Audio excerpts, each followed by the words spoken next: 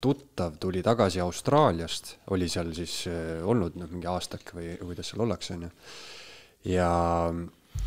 Ja rääkis mulle sellist lugu, et austraallased, kui nad kuulevad Eestist ja kuidas ta räägib, on ju, et meil on siin enam-vähem 1 miljon inimest, väike riik, tohutu nutiriik, e-riik, et siis austraallased imestavad, et miks te ropprikkad ei ole, et teil on justkui siuke põhjamaine riik, väike, hea on ju manööverdada, teha muutusi, ei ole mingi tohutult, ja kõik inimesed on nii targad, on ju, lapsed on meil igalt koolides, panevad mingid teste kinni, et ja just see, kui sa räägid nüüd nõuka mentaliteedist ja sellisest, et siis ongi, see põhjus on mulle jäänud ka selgusetuks, et miks me ei ole rikkad. Ma ütlen sulle, miks me ei ole rikkad. Miks me ei ole? Sellepärast, et meil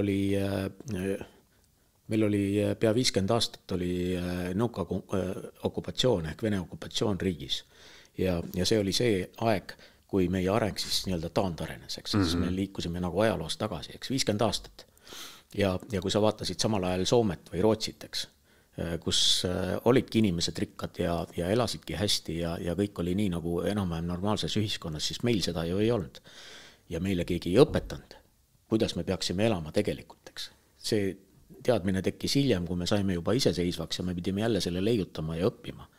Nii et see 50 aastat mitte õpetamist, ajupesu ja kõike muud, mis siis toimus, see tegigi meid vaeseks, eks. Ja nüüd me oleme 20 aastat, üle 20 aasta iseseisvad olnud. Ja me oleme lõpuks läinud Portugalist ja vist Hispaaniast isegi ette oma SKP-ga, aga meil on veel tükk maad minna, et püüda Soome või Rootsi kinni. Nii et see ei ole niimoodi, et taks ja me oleme kohe üks päev rikkadeks. Ja see ongi see, et ma olen mõelnud, et mis see põhjus siis oli. Ma võin anda ka sellise vastuse, et mingi nõukaaja mentaliteet on ju. Aga et nüüd sa, jah, hea, et sa täpsustad seda. Vaid just see sama, et me ei osanud, inimesed pidid ju hakkama looma ise, mõtlema ise, tegema firmasid ise, tooma kaupa sisse ise, eks, müüma neid ise, mis tähtsam, müüma neid ka, eks. Et raha hakkaks liikuma, et tekiks majandus ja riik saaks selle pealt ka maksud ja nii edasi ja nii edasi. Sõna otseses mõttes iseseisev mõtlemine, mitte iseseisvumine. Jah.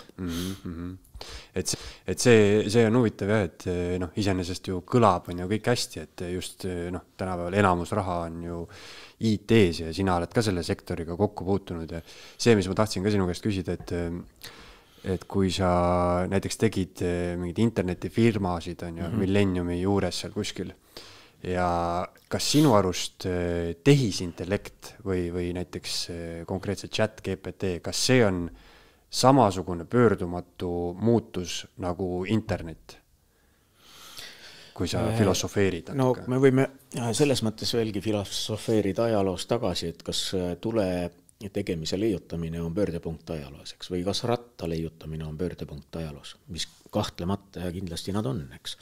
Ja samamoodi on ka internet ehk siis nii-öelda võrku liikumine kogu elu. Ja nüüd seal võrgus see on tekkinud jah, tõesti viimasel aastal chat GPT kõige tuntum teada vestlusrobot, kes suudab siis nagu väga korrektses keeles vastata su küsimustele, aeg-ajalt ajab ta pläma ja valetab. Näiteks minu kohta ütles, et ma olen kuulus poliitik, kelle taevapilte on avaldatud National Geographicus, eks. Kui ma enda kohta küsisin, inimesed ikka ju guugeldavad ennast aeg-ajalt.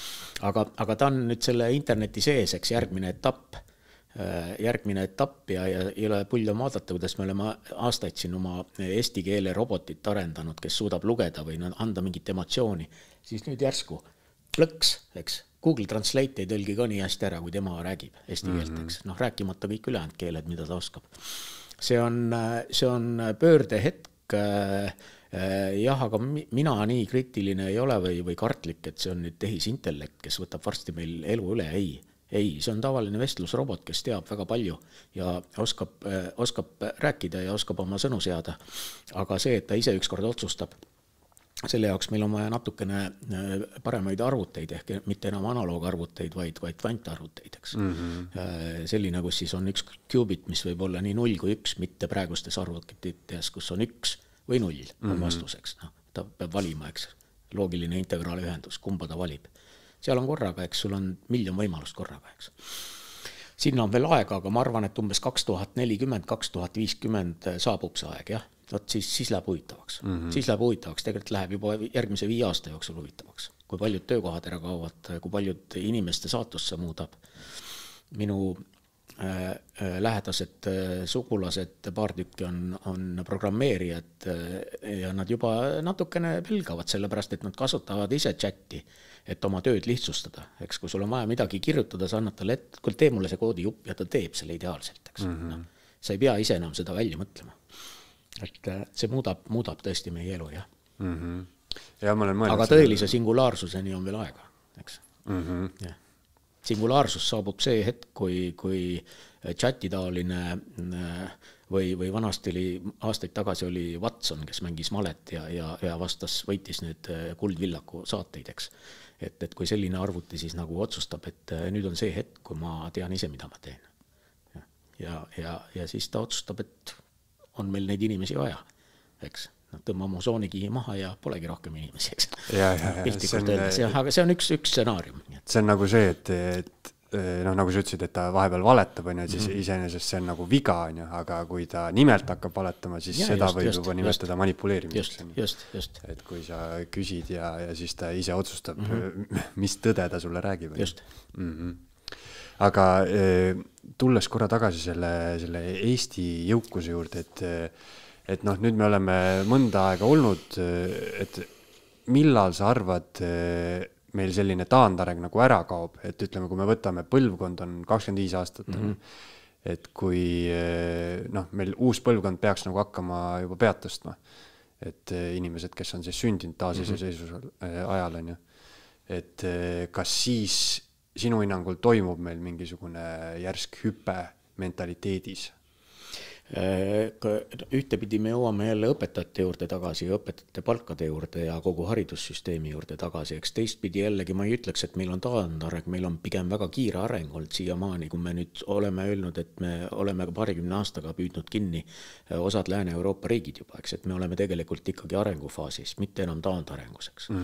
Aga uued põlvkonnad tulevad tõesti peale ja ma olen ise 56 aastane, saan sellel aastal juba 57, nii et paar 30... No sa näed välja nagu 25. Paar 30 talve on veel vastu pidada ja nagu keskmine eluiga ütleb. Aga ma olen väga palju viimasel ajal kohtunud noorte inimestega just nagu sinugagi, eks siin täna teeme podcasti ja teinud ühiseid üritusi ja aidanud neid, siis väga kihvt on vaadata, kuidas need erinevad põlvkonnad näevad erinevalt maailma asju. Ja teine kurvem asi on see, et nad elavad täiesti erinevates maailmades. Kas või võtame meie igapäevapoliitika, eks siis minutaolised ja vanemad inimesed, me kõik vaatame aktuaalset kaamerat ja elame kaasa, eks, et mida nad seal kuradi värdjad oksendavad seal Riigikogus, eks, vasakul pool pinkides, eks, ja solvavad ja kiusavad, eks, ja riik ei saa kuidagi nagu minema. Ja teistpidi jälle need samad noored, et mis aktuaalne kaamera, eks, et see ei huvita, mis valimised, eks. See jõuab, 18-aastane võib juba küll valida, aga ta hakkab jõudma sinna tasemele, kus ta hakkab ka ühiskonna vastu huvi tundma. Kuidas maailm töötab? Mitte ainult huvi tundma, vaid ka aru saama, kuidas maailm töötab. Kuidas minu maailmapilt avardub, kui ma teen seda või õpin seda, eks. See tavaliselt juhtub peale ülikooli lõppu. Nii et peale kooli, nagu me kõik teame, me oleme alati kõige targemad olnud. Peale kooli see on ikka, ma olen 18-aastane jõudu täis, eks.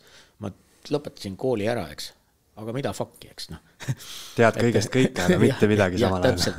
Ja siis on see hetk, et kõrgema füüsika kursuses istud loengusaalis ja õpetaja ütleb, et professor ütleb, et asukoha koordinaadi tuletis on kiirus. Siis ma mõtlen, et okei, et me ju õppisime tuletisi koolis ka, aga siis me õppisime tuletisi, aga me ei tea, miks me neid õppisime ja me ei teadnud, mida see üldse tähendas, eks. Ühesõnaga, kool annab sulle küll basic hariduse, nii-öelda tuppimispõhise hariduse, mis on ka praegult, eks ikka need šabloonid on täpselt samad, nagu nad olid 20 aastat tagasi.